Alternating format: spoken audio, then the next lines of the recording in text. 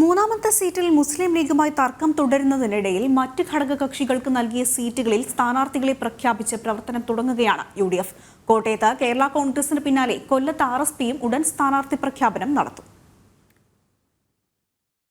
ലോക്സഭാ തെരഞ്ഞെടുപ്പിൽ ആദ്യ പകുതി പൂർത്തിയായത് കോട്ടയത്താണ്. LDFനായി കേരള കോൺഗ്രസ് മാണി വിഭാഗം ആദ്യ സ്ഥാനാർത്ഥി പ്രഖ്യാപനം നടത്തി. പിന്നാലെ UDFനായി ജോസഫ് വിഭാഗവും NDAയിൽ BDJS ആണ് കോട്ടയത്ത് മത്സരിക്കുക. കോട്ടയത്തിനു പിന്നാലെ UDFൽ ധാരണയായ മറ്റൊരു സീറ്റായ കൊല്ലത്ത് RSPയും ഉടൻ സ്ഥാനാർത്ഥിയെ പ്രഖ്യാപിക്കും.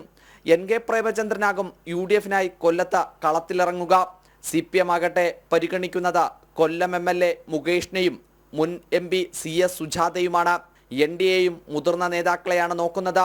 അതേസമയം ലീഗിന്റെ മൂന്നാം സീറ്റ് വിഷയം ഹൈക്കമാൻഡിന് വിട്ട അതിവേഗം സ്ഥാനാർത്ഥി നിർണയ ചർച്ച അവസാനിപ്പിക്കാനാണ് കോൺഗ്രസിന്റെ തീരുമാനം. ജനം, തിരുവനന്തപുരം.